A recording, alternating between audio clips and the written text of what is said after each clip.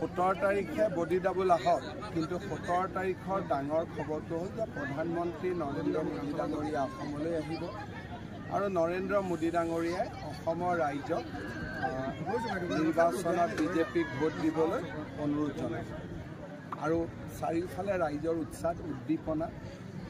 মই ভাবোঁ যে অসমত 13খন আৰু সমগ্ৰ ভাৰততে 400ৰ ওপৰত পাটঠাকো অসমৰ এখন সাংস্কৃতিক ঐতিহ্যময় স্থান। আমাৰ ইয়াত বহুত প্ৰাচীন পুথি, সাঁচিপাতৰ পুথি লুকাই আছে। ইলেকশ্যনৰ পিছত মই এদিন আহিম। চৰাইদেউ ঐতিহ্য ক্ষেত্ৰ হোৱাৰ পিছত পাটঠাকোলৈও বহুত পৰিব্ৰজক আহিব, টুৰিষ্ট আহিব।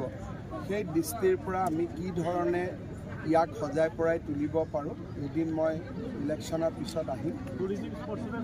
টুৰিজিম এখন টুৰিজিম ভিলেজ, টুৰিজিম অঞ্চল হিচাপে ইয়াক আমি নিৰ্মাণ কৰিব পাৰোঁ।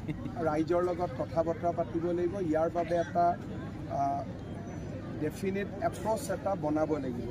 সেইকাৰণে মই আহিম এদিন, নিজে আহি ৰাইজৰ লগত কথা বতৰা পাতিম। আজিও আপোনালোকে দেখিছে মামৰা সমষ্টিৰ বহুকেইজন গুৰুত্বপূৰ্ণ কংগ্ৰেছ নেতাই আমাৰ দলত যোগদান কৰিছে। সুৰুজ দিহিঙীয়াই যোগদান কৰিলে, যোগেন মহান ডাঙৰীয়াৰ হাত শক্তিশালী কৰিছে। আৰু আজিও মই বহুত দিনৰ পৰা চিনি পাওঁ বহুকেইজন পুৰণা সেন শৰ্মাকে আদি, দাদুল বৰুৱা, বহুতকেইজন পুৰণা কংগ্ৰেছী নেতাই আজি বিজেপি দলত যোগদান কৰিছে। আৰু এই ধাৰাটো সমগ্ৰ অসমতেই চলি আছে। আৰু মইতো নিশ্চিত যে 2026লৈকে কংগ্ৰেছ দলত মানুহ নাথাকে। মই যোৰহাটত 3 লাখ আশা কৰি আছোঁ। ডিব্ৰুগড়তো 4 লাখ 5 লাখ চুব। তেওঁ আহিলে ভোট আমাৰ 20-25 হাজাৰ আৰু বাঢ়িব।